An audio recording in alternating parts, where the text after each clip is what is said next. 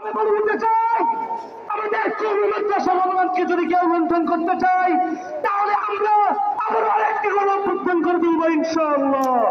আসসালামু আলাইকুম ওয়া রাহমাতুল্লাহি ওয়া বারাকাতুহু। সংগ্রামী সাথী ও বন্ধুগণ, আজকের এই ঐতিহাসিক জাতীয় সমাবেশে এখন আপনাদের সামনে বক্তব্য উপস্থাপন করবেন বাংলাদেশের ঐতিহ্যবাহী রাজনৈতিক দল জাতীয় গণতান্ত্রিক পার্টি জাগবার সহ সভাপতি ও দলের মুখপাত্র ইঞ্জিনিয়ার রাশেদ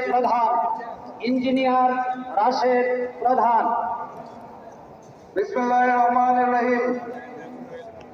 বাংলাদেশ জামায়াতে ইসলামী আয়োজিত আজকের এই জাতীয় সমাবেশের সম্মানিত সভাপতি, জামায়াতের মানবিক নেতা, বাংলার মানবিক নেতা, আমাদের সকলের পছন্দের ডক্টর শফিকুর রহমান, মঞ্চে উপবিষ্ট জামায়াতে ইসলাম সহ জাতীয় নেতৃবৃন্দ, আমার সামনে উপস্থিত মিডিয়ার ভাইয়েরা এবং সারা বাংলাদেশ থেকে আগত বিগত 15 বছরের সকল মুসলিম জনতা, সবাইকে জানাই আমার দল জাফর পক্ষ থেকে সংগ্রামী সালাম এবং শুভেচ্ছা। আসসালামু আলাইকুম।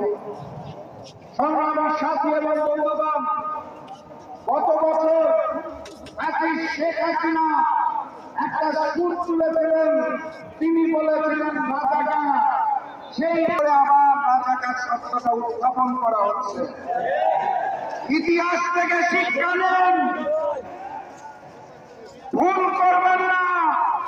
আল্লাহ ছাড় দেয়, আল্লাহ ছেড়ে দেয় না।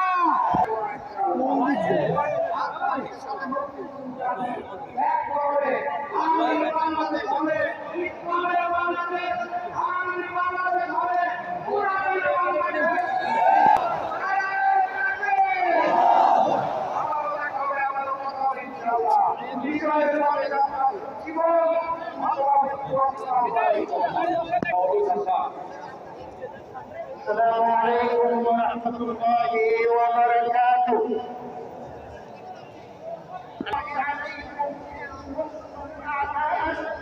وألف بين قلوبكم فأصبحتم